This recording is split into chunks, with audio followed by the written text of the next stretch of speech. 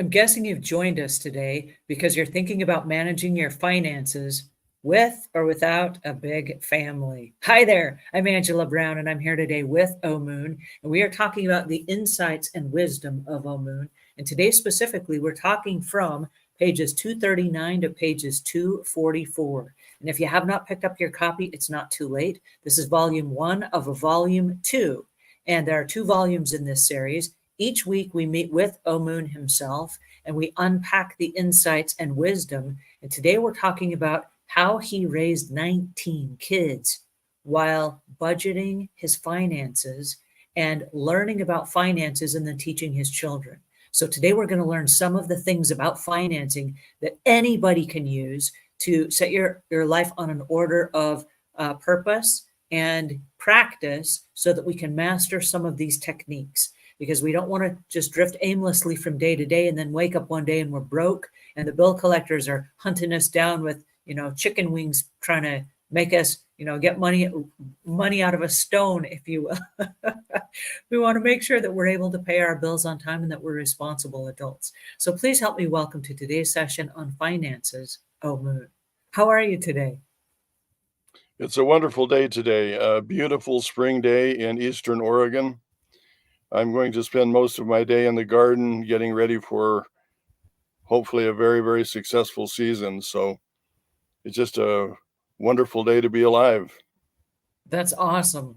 I'm in North Carolina today, and it's also a sunny day. And we're in the process of moving. And so today I have had some people come over to my house and they've picked up some furniture that I've sold. So today I sold my recliner, which is a massage chair recliner, and I've sold my washing machine and my dryer today.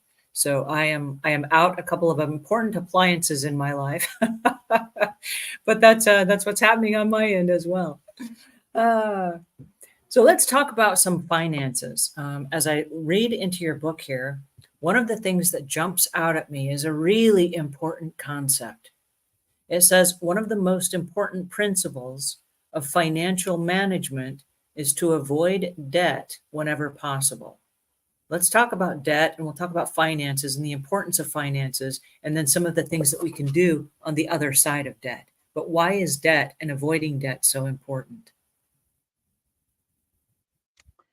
Well, debt is living in a false reality. Debt is something that doesn't sleep at night. If you're in debt, it weighs on you all of the time. It's something that you have to deal with all of the time. Um,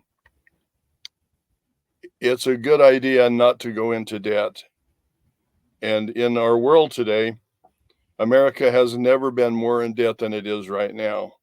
The nation is in debt, trillions and trillions of dollars. And the personal finances of the everyday average American are higher than they've ever been.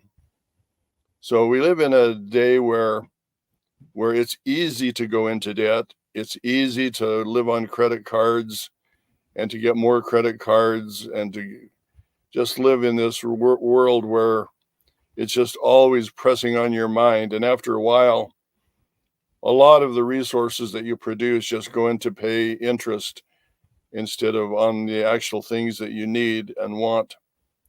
So debt is something that needs to be really scrutinized. In my own opinion, there are a couple of things where debt is justified, and one is the mortgage for your home. Everyone needs to have a place to live, and you need to sort of settle in somewhere. You're either going to purchase or rent. Those are decisions that everyone has to make. And there are different seasons in life.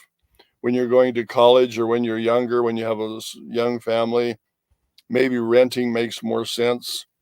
But as you get a stable job and you kind of settle down, I think it's a good idea to work toward having your own home. Real estate accrues in value over time. And so instead of just paying rent that you lose every month, you're not really losing it because you're sort of paying for your life and your lifestyle. But it's something that you can't recoup that resource. Whereas if you own your own home, which you're experiencing right now in moving and selling your home and moving to another home, Generally, homes appreciate over time.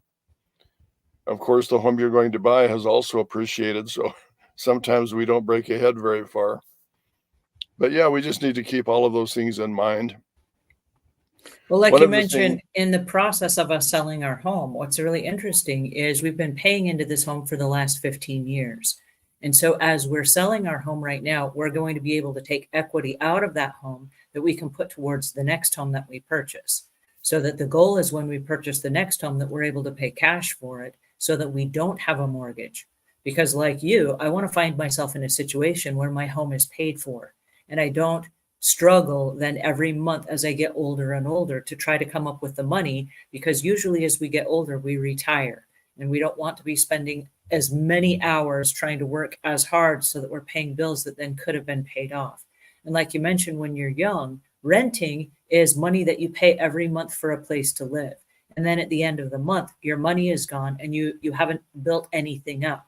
At the end of your rent, you walk away and you have nothing to show for it.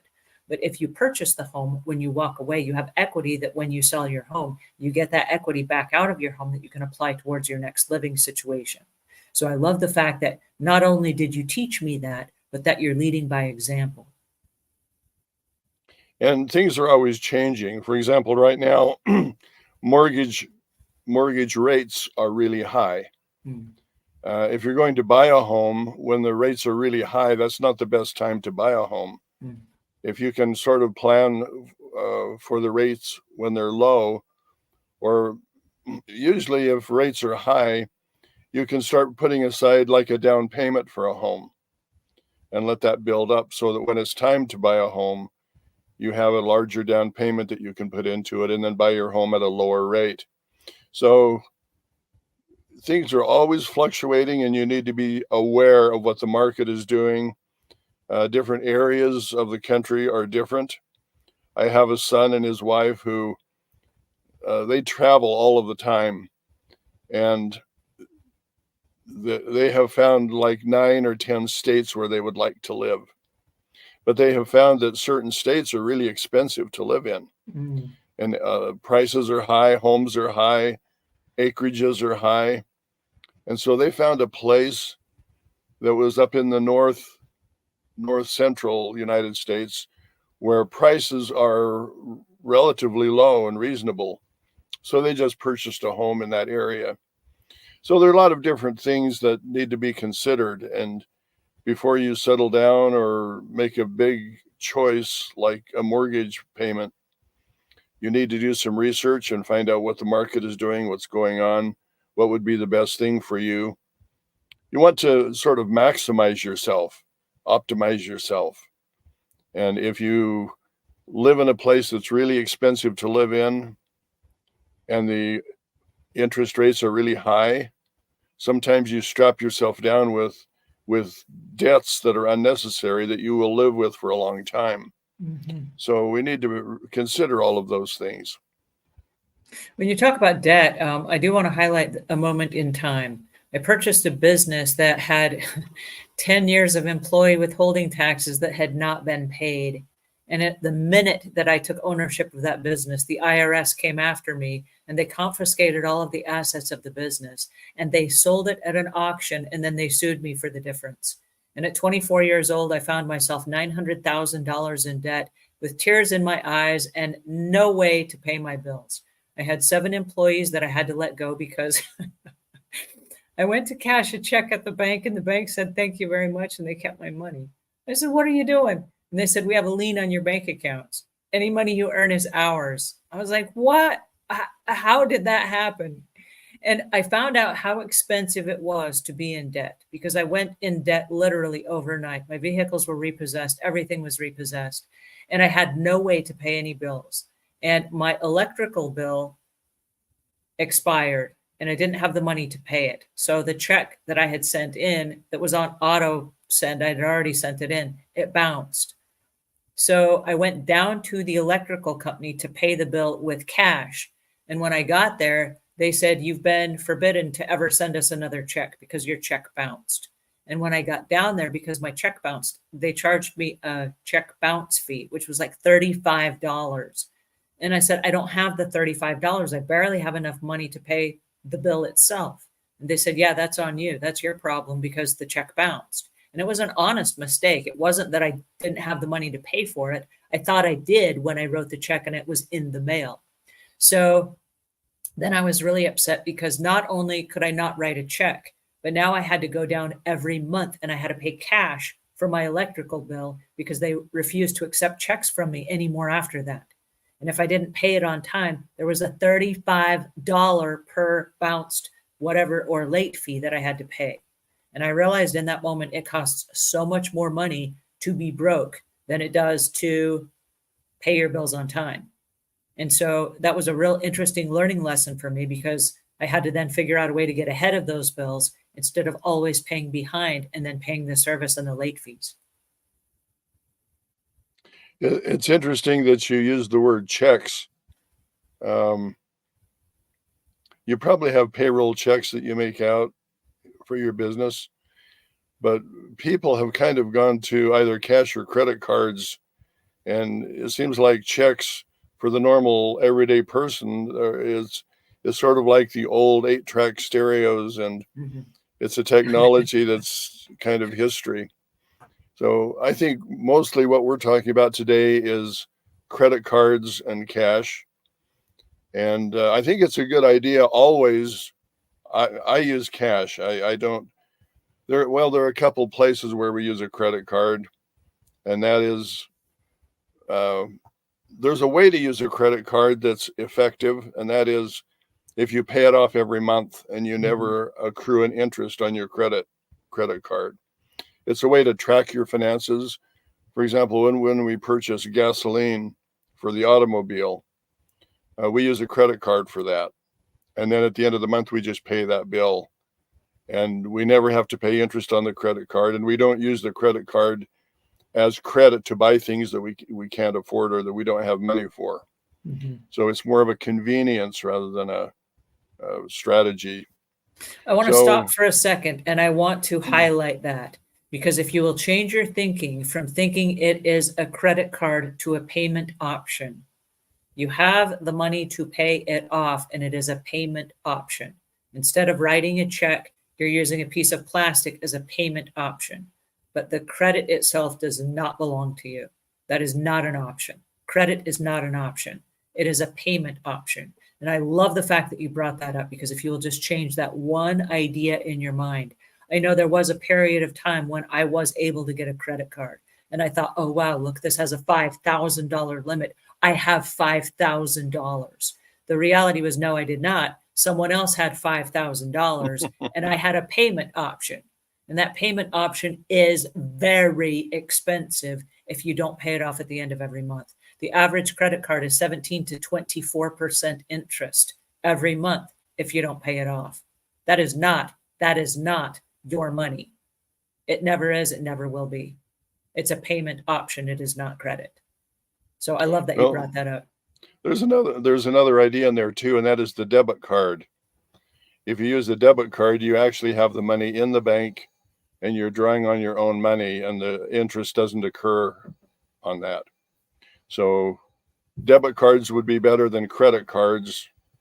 But one thing that's important is that you have a good credit rating.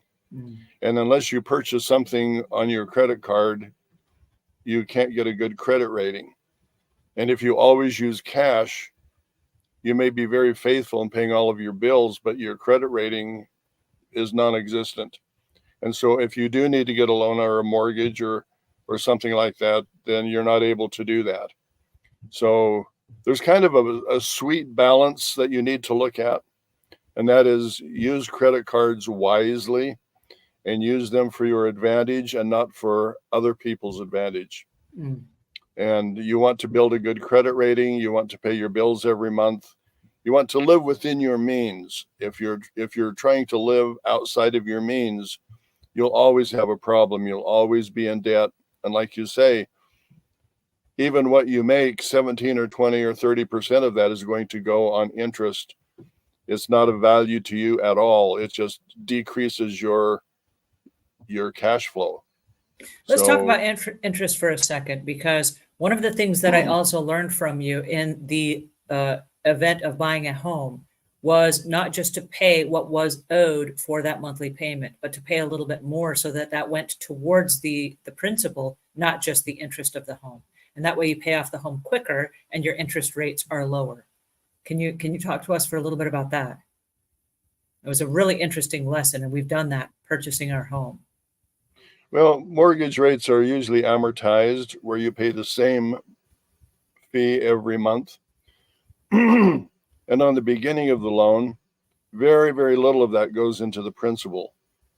And so if you have $900 that goes to interest on the loan and $20 that goes on principal, if you just pay $20 more that month, you've actually made 2 principal payments.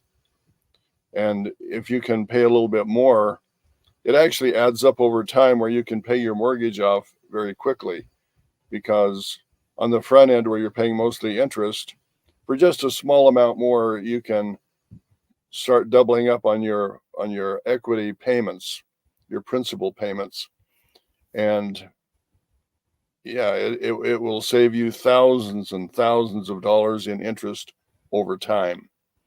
But you want to make sure your loan is set up right so that you can do that. Some loans are fixed so that if you make extra payments, they will give you credit for the payment down the road, but they won't figure the interest on that month. So make sure that that's in your contract. And one of the things that I want to add to that, when you talk about having good credit, if you find yourself in a variable interest rate, which we did, it was really low in the beginning. And then as the rates changed, so did our payments. And so if you have really good interest, when you find yourself and the interest rates are really starting to spike, you can go in and refinance if you have good credit. You can refinance and reconnoiter the loan so that you have better interest rates. But you can't do that if you don't have very good credit. And I want to say one thing to those of you that are independently employed, because I've been an independent owner of my own business for many years. You talk about reporting your income. If you report your income, and like you said, you're very strategic about the way that you use and build credit, when you go to refinance your loans, you will then have a paper trail of the money that you've earned and the money that you've spent. And that will allow you then to go ahead and get a loan if you need one. And if you do not have a paper trail, it is very hard to get a loan as a self-employed business owner, because there's no trace. And the bank doesn't want to take a loan on something like a home if there's no trace. You got to have a track record. Yeah, it's interesting that in the day in which we live, there are different ways that you can keep a record of things. And the computer records are valid records that are looked at by legal people and mortgage people and title company people, and there's a thing called blockchain, where it's sort of like your email trail. They can actually look over a period of time and see your performance. So there are different ways that you can do that, but you do need to have some kind of a way to verify your reliability over time so that people can trust and count on you. Speaking about reliability over time, you mentioned living within your means. What exactly is that, and how does one do that? Well, that comes down to budgeting. If you have a budget, you show sort of the income that you bring in, and you look at your expenses going out, and they should balance. And if they balance ideally, that will include things like putting money in savings accounts. There are a lot of things that recur all of the time, such as you have to replace the tires on your automobile occasionally. And so you should have a fund set aside where that's accruing. Most people who have mortgages also have property tax. And if you put the money aside every month for the property tax, when it's time to pay that, you just pay your property tax. It's no big deal. Whereas if you're flying by the seat of your pants and November comes along and you get a bill for so many thousands of dollars for a property tax and you don't have it, then you're in a bind. So planning ahead, having a budget makes a lot of sense. And I think we need to make a point here. The things that we're talking about today, this is not new groundbreaking information. Probably if we went through all of these points, everyone listening and everyone experiencing this program, they already know everything we're going to talk about. The secret is it's about what you do rather than what you know. It's about what you do rather than what you say you understand. The idea is that you actually do the things that we're talking about. It's one thing to say, well, yeah, I need to save my money every month. I need to put a portion of that aside. Some people don't do that. They know that they should do that, but they don't do that. They know they should have a fund for car maintenance. You're going to have a tune-up once in a while. You're going to have replace your tires, or unless you have a brand new car that's under warranty, you're going to have some maintenance costs, whatever those might be. You should have a fund to do that.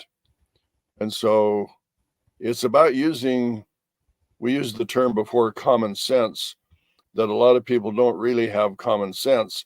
So we changed that to sound judgment. You should have a system in your life, in your lifestyle, of making sound judgments.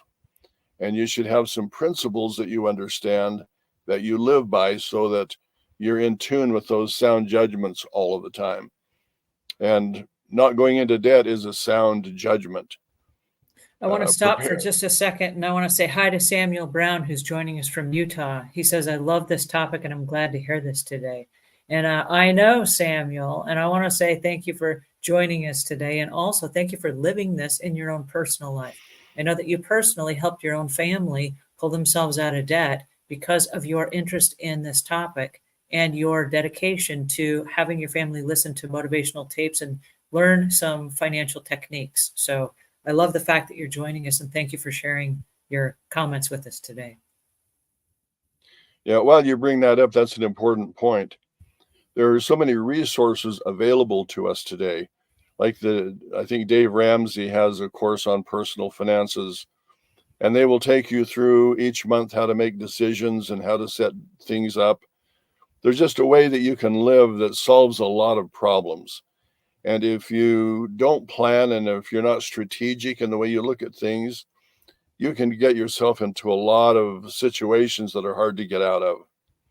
So another principle that kind of goes along with that is sometimes people try to keep up with other people. If your neighbor gets a new car, you feel like you need to have a new car. Or if they get a fancy car, you want a fancier car. There are people who have RVs and swimming pools and all kinds of things. And sometimes people have RVs that they very seldom use. I had a neighbor who had an RV that sat in their yard all year long. And if they were lucky, if things worked out really well, they would use it once a year. Wow. They would go on a vacation or something and use their RV, and 11 and a half months of the year, it would just sit in their driveway. So when you make purchases, they should be strategic. And what you're going to use, that's what you should put your money into. You don't want to try to keep up the appearance of being wealthy and living a different lifestyle than you actually live. So there's a little wisdom that needs I to want be to throw mixed something into out this. here. This is something I've had a challenge with, and not because I'm trying to keep up with the Joneses, as they say, but I know that through my own personal genetic makeup or whatever it is, I have impulse buying. I see something I did not need 5 minutes ago, and now I cannot live another 5 minutes without it. It's just like, oh, this is so exciting. I got to have this RV or whatever it is. And I found for me personally, my best technique was to wait 21 days. If I find something that's like, I got to have it right now, then I automatically make myself wait 21 days, because biorhythmically, I'm going to have some ups and downs. And in that 21 days, a series of things will happen. I will either decide that I didn't really need it after all, or I will decide that I needed it more than ever, but I will have done all of my research on it. I will have found the best places and the most affordable places that I can buy it. I will have rearranged my finances so that I can afford that thing, or I will have completely talked myself out of it and say I never needed it at all, and it was just a passing fancy that I tricked myself into thinking that I need it. But I find if I wait 21 days, it usually either gets me closer or further away from the purchase. But I've had 21 days to make sure that it's what I'm going to be able to live with. And so it stops that impulse buying because, like you said, trying to keep up with the Joneses, or you see something like online that you're like, oh, that's so cool. It might be cool, but it might not be something that you need. I'll tell you a strategy that I use that's kind of fun. I'm an impulse buyer, but I do it in a different way. What I do is I look at all of the different aspects of my life. For example, my automobile. Uh, I want to, like I say, I have a fund for automobile tires. I do a lot of gardening, and so I'm using things like pruners and shears and different gardening equipment. And so what I do is I make a list of all of the things that would make my life better if I had those things. And when I buy a tool or something, I like to buy a high quality thing. I don't like to buy junk. And so every month I put aside some money. I call it my wish fund. Mm. And then I have a list of all of these things that I would normally buy. If I'm in the garden shop, for example, and they have a tool that's on sale. Well, that tool is on my list. It's something that I would like to buy, but now I see it's on sale. So I can buy it impulsively because it's on sale, but it comes off of my list and it comes out of my wish fund so that I'm not taking from another budget area just to spend money on something. And so So I that try to doesn't do, that doesn't sound like impulse to me though. That sounds like careful strategic planning. And that's a calculated risk where you say this is on my to-do list. I need this. I'm going to buy this at some point. I'm going to buy a high quality. This would make my life better for the tasks that I'm doing, and I'm waiting for the right moment for that to come into my life. And that sounds like not an impulse, but that sounds like you are, how would you say, channeling it, or you are putting it out there to the universe so that when it comes into your life, you recognize it and you say, okay, that's for me. That doesn't sound like just something that popped up randomly that you had no interest in and no desire for and no need for. And I think there's a huge difference there. I think if you're planning, and that sounds like very careful strategic planning. well, yeah, it's in both categories for sure, because you don't know what's going to come on sale or when sometimes. So if I run into something that's on sale that it's on my list, I will buy it right then. It's sort of an impulse buy, but there's an impulse fund that it comes out of. Speaking of So impulse funds, you mentioned automatically saving money. And I know one of the things as a business owner, because I am a business owner and I'm required to pay taxes for all of my employees. I got to pay their FICA and their federal and their social security and all that stuff. And so what I did for my own self as I set up a business, every dollar that comes in, the money for all those taxes is automatically sucked into another account. From that, there's also a savings account for the business. And so every dollar that comes in is not a dollar that comes in, but it gets split up to those automatic places where the money must go.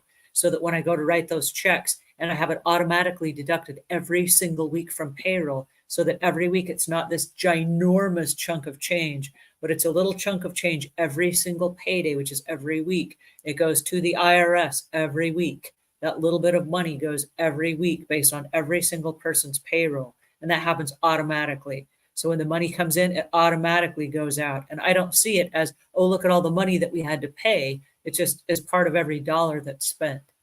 And for me, it loosens the pain of, oh, look how much money I had to pay, because it's just part of that automatic process. And I think the setting those up on automations is amazing because it will reduce the friction of my wish list fund. If you have money that comes in from every dollar and it goes into the wish list fund, when you go to spend your money, you have some money to spend.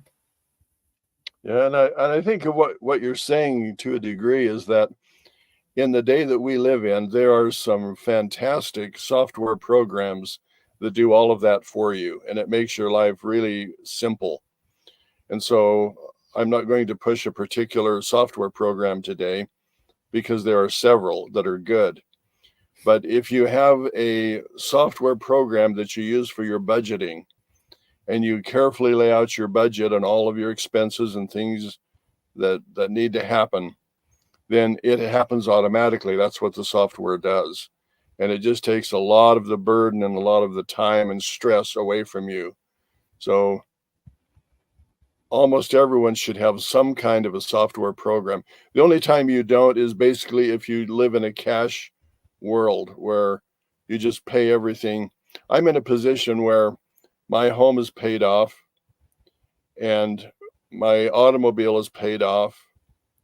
And as far as having credit card debt, I don't have any credit card debt. And so I live in a world that's really very simple financially.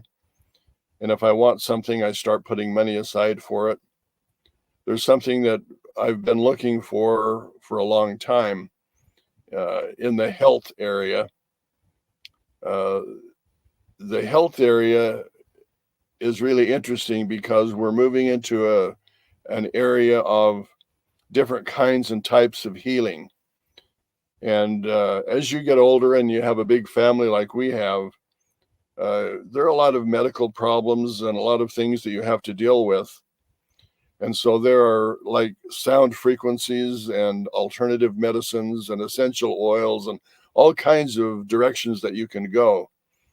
And so if you make those kinds of choices, then when things become available, you can seamlessly move into those and incorporate the kind of lifestyle that you want to live. But you can do it in a cash way where you're not going in debt and you don't live the world is just different when you don't have debts and bills every month. Let's talk about that for just a second, because what you're talking about is really important when you're talking about investing in your health, because that is a different form of wealth. And in my mind, and I think I got this from you, so correct me if I'm wrong, but in my mind, you're either going to pay a whole lot of money for medical bills, for prescriptions, for doctor's appointments and all the things, or you're going to spend a lot of money investing in your health, which is like the frequency stuff that you talked about. It's the vitamins, it's the supplements, it's the nutrition, it's the gym membership, it's taking care of yourself so that you can prevent the stuff that's going to happen later on. And I'm a huge believer that when you take care of yourself and you invest in your health, it is a way that you can either invest in prevention, or you can come over here to the other side and you can invest in trying to repair all the broken things that went awry because you let yourself go and you didn't care. Yeah, today's subject is not just money, it's about wealth. And your health is one of your vast resources of wealth. No matter how much money you have, if you're sick and you're in bed or you're debilitated in some way, you can't really enjoy your resources the same way. And so putting investment into your health is one of the prime things that you can do. I'm amazed almost every day at the different ways that people have designed to destroy our health. I don't know. It would have to be on purpose. You can't make that many mistakes. But they pollute our water that we drink. I mean, they put fluoride in water. Fluoride is one of the most toxic chemicals known to man. They put it in the drinking water in some of our big cities. They put aerosols in the air and pollute the air that we breathe. They put all kinds of herbicides and pesticides and other sides on the food that's grown. They genetically modify things and they just go out. I mean, it's just an endless thing. There's this new thing that they put on fruits to preserve them. And you can take a banana now and just bend a banana and it won't break because the preservatives that they put on it has actually modified and changed the banana.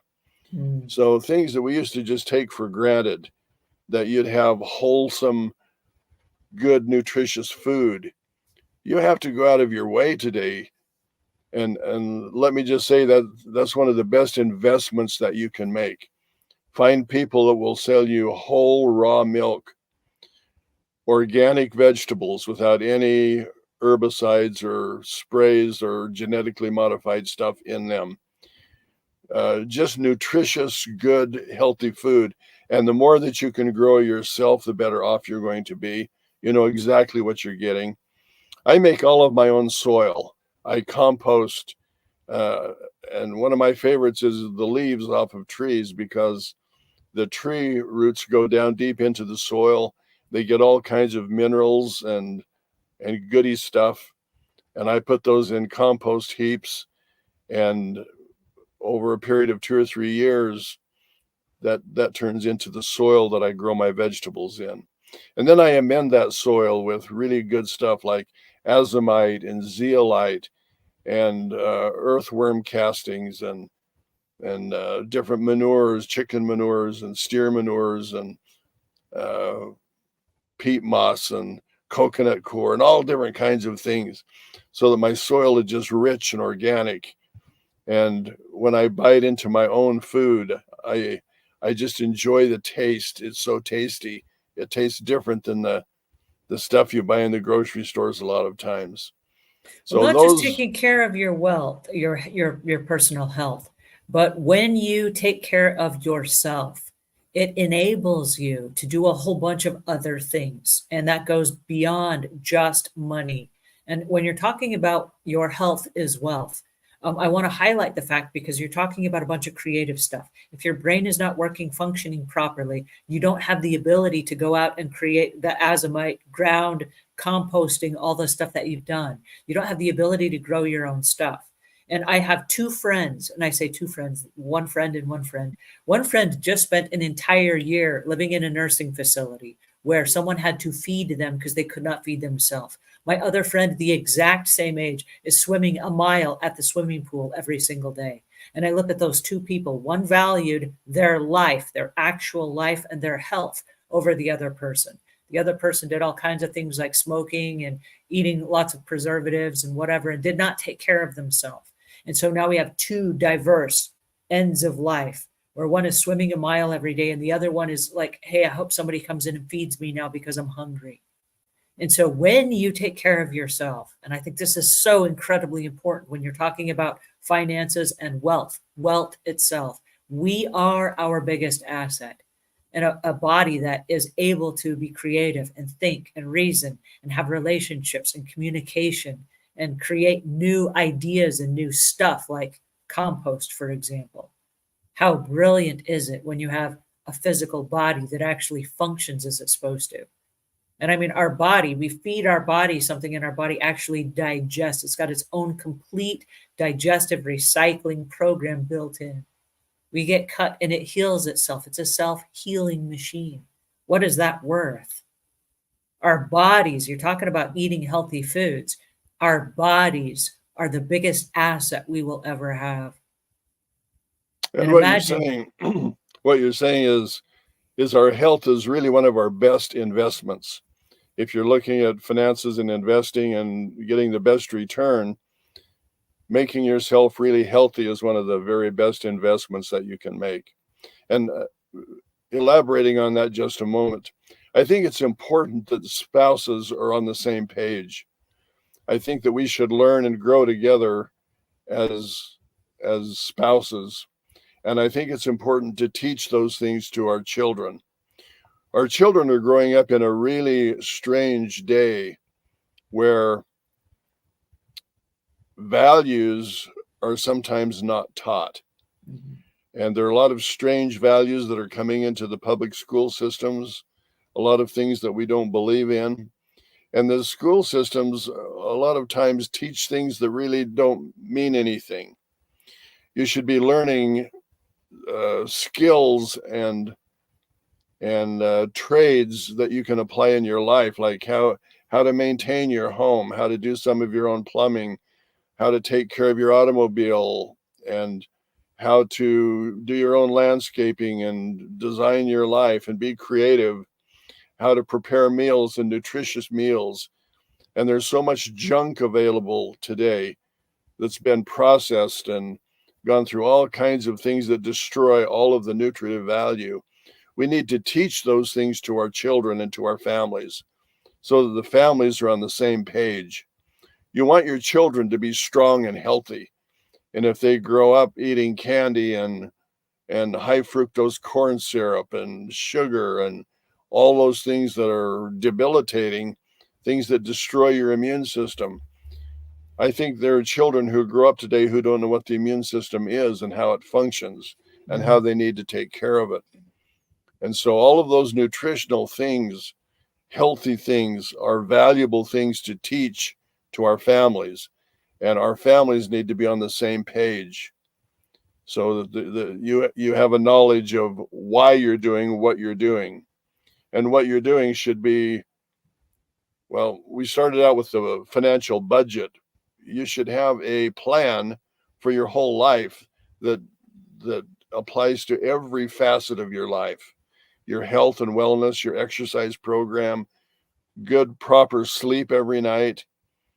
There are different techniques on how to breathe that you can actually solve a lot of your health problems by just breathing appropriately and I think a breathing lot deeply. of I think a lot of what you're saying comes down to what you just said a second ago, and I want to stop on this before we move on. You said it's all about planning. And I think if there is a plan, it's easy to follow. You talk about bringing your family members in. Before my husband left for work this morning, we created a plan. And the plan was we're going to intermittent fast today. So eat lunch today and we'll eat again lunch tomorrow, but we won't eat lunch tonight. When you get home from work tonight, we'll go walking. And so, in the back of his mind, we created a plan. And if there was no plan, when he got home tonight, he would automatically go to the pantry, open the pantry door, hope that new snacks had appeared, and eat whatever was inside the pantry while he was hoping for some dinner. But by having a plan, the plan is we're not eating tonight. There's no food tonight. We're going to be fasting, and we're going to go walking when you get home. When he comes home now, the first thing he'll do is he'll go upstairs, he'll change his clothes, and he'll get it on his walking gear, and we'll go walking. If you have a plan and you announce it far enough in advance, everybody knows what comes next. And if there's no what comes next, then people just kind of like drift aimlessly and they're like, well, I guess it must be meal time, or I guess it must be TV time.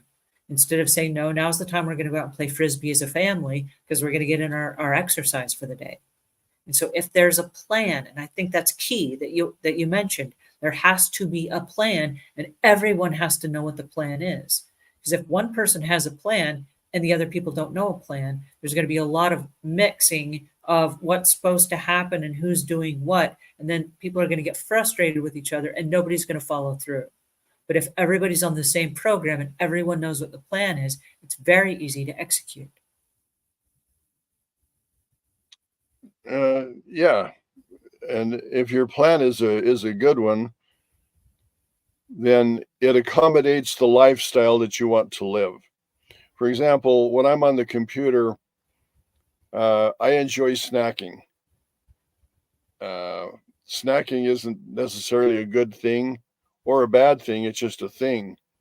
So I want to be healthy and I want to snack. So I make certain things available for me to snack on while I'm on the computer because that's the lifestyle that I enjoy.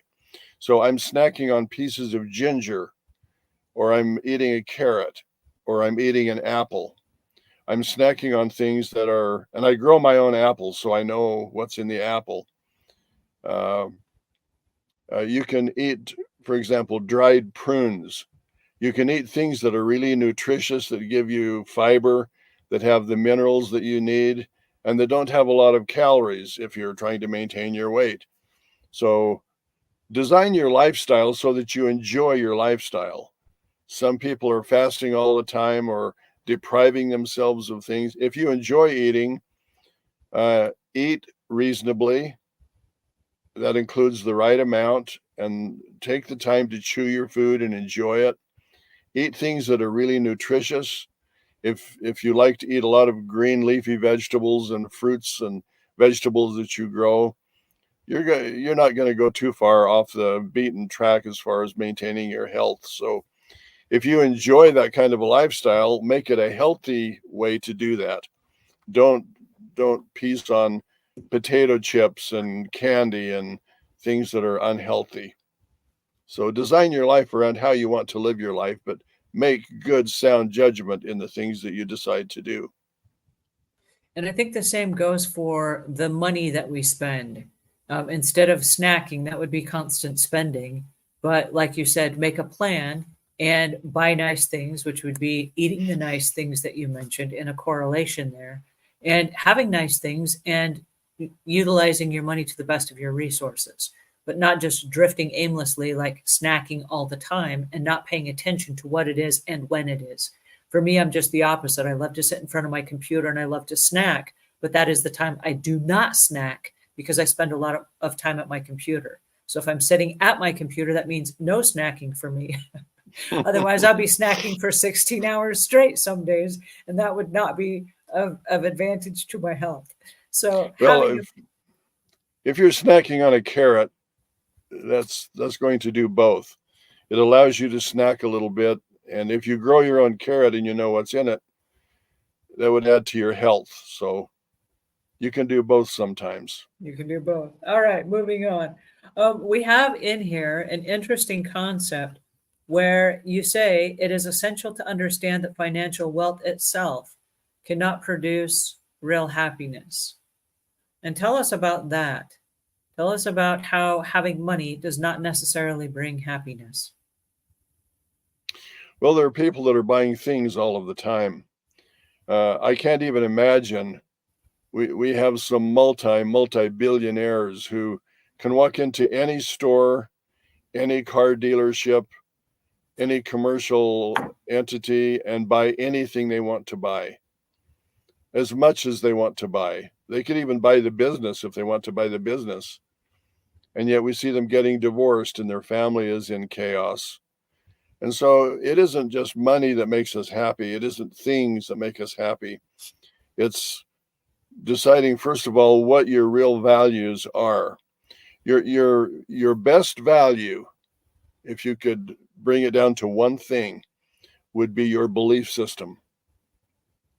And we need to really analyze our belief systems because we have a lot of false things in our belief systems that need to be called out. Your belief system should be based on universal laws and foundational principles.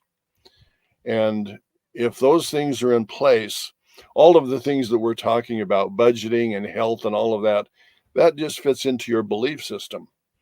And sometimes we don't really analyze our belief system well enough. The things that we're really aware of, what we believe, why we believe. Most of us have been raised in families where the belief systems weren't perfect. And so we inculcate practices and traditions and things that really do not serve us well. Maybe you grew up in a home where there was a lot of fighting and quarreling. Maybe there was a lot of jealousy or sibling rivalries or, negative things. Your life doesn't have to include those things.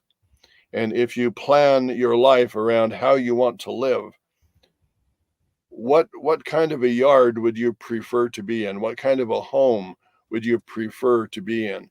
What kind of friends would you prefer to have? What kind of a person would you prefer to be? What would be the optimized, maximized person that you could be? What would that look like? And what would that person do? And how would they think? And how would they handle their money and resources? If we analyze our belief system, everything else falls into place. And if we don't know what we believe, if we're flying by the seat of our pants, then we buy impulsively, we eat things that are not nutritious, we just go by whatever society is going by. And I learned a principle a long time ago, and that is, if society is doing something, you should probably take stock of that thing and maybe go in a different direction. Because if everyone is doing something, it's either because it's easy or it's cheap or it tastes good or there's some reason why everyone's doing it. And as you look at people in the line in front of you at the grocery store, what do people look like and what's in their shopping carts? If we're aware of things like that, we start making correlations. Look at a person and say, gee, when I get elderly, I don't want to look like this person. I don't want to be all slumped over and humped over. I don't want to be scraggly. And maybe they've got soda pop and beverages that they shouldn't be drinking and canned goods that have been highly processed. You need to be able to make some of those correlations where you observe, and you don't have to go through all of the lessons yourself. You can observe people and learn a lot of things. In fact, one person said, I learn a lot of my lessons by watching people who have taken my advice. So it's kind of a cute twist on words, but Speaking of advice, I love the fact that you mentioned your belief system because I noticed that as I was trying to create a belief system around money, there were a couple things that kept coming up for me. Number one is there's a difference between being broke and being poor. I've been broke, and I think poor is a state of mind. I think broke is a temporary situation. And so I really focus on if I have no money, I'm not poor, I'm not downtrodden, I'm not a victim, I'm just broke, I'm in a temporary situation. I can pull myself out of a temporary situation, but I will never be poor. And I committed to myself, I will never be poor. Poor is a state of mind, and that's a trap, and it's hard to get out of. If I was wealthy, what does that look like? And as I was creating my belief system, because I think you're spot on when you talk about you got to have a great belief system. My belief system was as I look around, if money was no object, and that's the key. If money was no object, and I was a millionaire or a billionaire, what are the choices I would be making today? And I think if money were no object, we say, oh wow, I would be eating organic food. Great, go eat organic food today. I would be exercising every day, or I would have a personal trainer. Maybe you can't afford a personal trainer, but you can get on a pair of shoes and you can go out and go walking or jogging or whatever it is today. You can go exercise today if you would do that and money was no object and you were wealthy. And so every decision that I started making, it was if I was wealthy and money was no object. What are the choices I would make? I would eat healthier. I would go to bed earlier at night. I would outsource these particular tasks if I could afford it. I would live in a better environment that was cleaner because I could either afford a cleaner or I had time to clean. And so I started making decisions based on if I was already there, if I had already achieved that, how would I live? The reason for that is this: money, in my experience, makes us more of who we already are. And if you're a philanthropist and you give, having more money, you're only going to give more. And if you're a miser and you hold on to your money really tight, having more of it, you're only going to have more to hold on to really tight. And so money only, how do you say, enormifies who you already are. And I think if you start living that way right now, I think you start attracting into your world more of that. But you then are doing it specifically and you have a plan. But then that is my money belief system. And that I will never, I might be broke again, but I will never be poor. yeah, I think what you're saying in essence is that you can live in your past, or you can live in your future, or you can live in the present. And you want the present that you're living in to be fulfilling and enjoy full of enjoyment and full of the things that you love and the things that you love to do and the lifestyle that you want to live and the people that you want to be surrounded with. You should be living really the life that you want to live. And if you're living in the past and you're remorseful about being poor or looking at how you were raised or something, you can't live in the past. All you can do is remember the past. Mm. You should learn the lessons that you need to learn from the past. Keep those lessons current, but let all of the past go.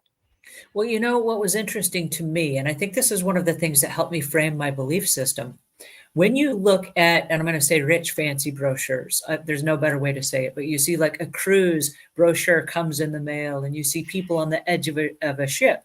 And what are they doing? They're standing here like this, looking out over the water, and their family is there beside them. No one is on their smartphones. Everybody is sitting there enjoying the beautiful sea. That doesn't cost any money. You can go enjoy the beautiful sea right now.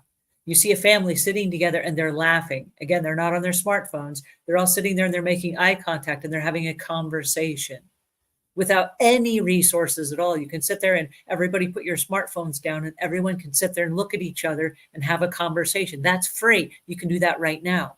You see these people on vacation and they're on a hilltop and there's the whole family and they're flying a kite and everyone is laughing.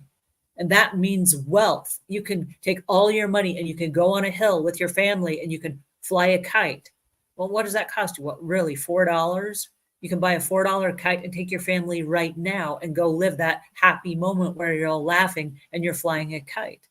What's really interesting is when you look at all of the brochures of the wealthy and the famous, you know what they're doing? They're doing things that we can do right now with no financial resources pretty much whatsoever. It's conversations, it's eye contact, it's being present in the moment, it's watching the sunrise, it's laughing. Those are the things they're selling us.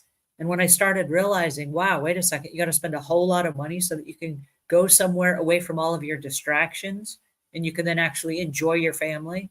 How about everybody just put your smartphones away right now, where we are right now, and enjoy yourselves right now. And then now you're living the life of the rich.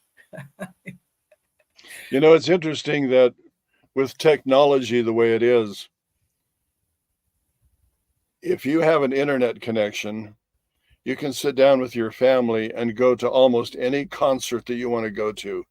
You can listen to any kind of music. You can go to plays. You can hear orchestras. You can see circuses. You can experience, if you go to the National Geographic Channel, you can tour all different countries of the world and you can see all of the, it's not quite the same as smelling the sea breeze and actually being there, but it's close. And you can experience all the different countries and the vineyards and the beautiful sights and the mountains. And you can do all of that sitting in your own living room. And so you can tour the world. You can have all kinds of experiences. And it only costs you an internet connection fee every month. Mm-hmm. So yeah, there's a way that you can really enjoy life. Just in closing, I know our time is about up. There are so many resources available. There are the Dave Ramsey courses. There are audiobooks on finances. We're not going to go through all of those things today, but you can go through those things easily and they're available to everyone. Our first opening statement today, it's what you do, not what you know, that makes the difference. You want to actually make the budget. You actually want to live the way you plan your life. You actually want to enjoy the moment. If there's a takeaway from the meeting today, learn to design and apply a life that you really enjoy living. Be around the people that you want to be around. Do the things that you really enjoy doing and maximize every moment that you have. Maximize your finances. Avoid just impulse buying. Run on a budget. Plan your life. If you like to buy a lot of things, go make a list of the things that you really want or need. Watch for sales so that you can buy those things when they become available. And remember that happiness isn't having everything you want. Sometimes happiness is dreaming about things, and you learn patience, and you learn that if you had things, for example, if I had a yacht, I probably wouldn't use a yacht very often. I would be better off going on a cruise. A cruise is a lot cheaper than buying a yacht. Mm-hmm. And I have both worlds then. So you can just make sound judgments that make your life more fulfilling and more exciting and more productive. We can all do that right now today. Take care of your tools, take care of your things, buy high quality things. Surround yourself with functional things that you're actually going to use.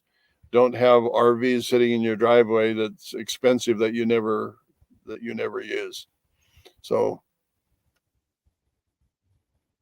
live the life that you want to live right now, today. That's excellent advice and a great way to end today's conversation. For those of you that are just joining us or watching the replay, we are reading from the Insights and Wisdom of Omuugn. This is available now, and we meet each Saturday where we unpack the next insight and the next wisdom. I hope you'll join us next week as we talk about focus. Until then, have a great week and live life to its fullest.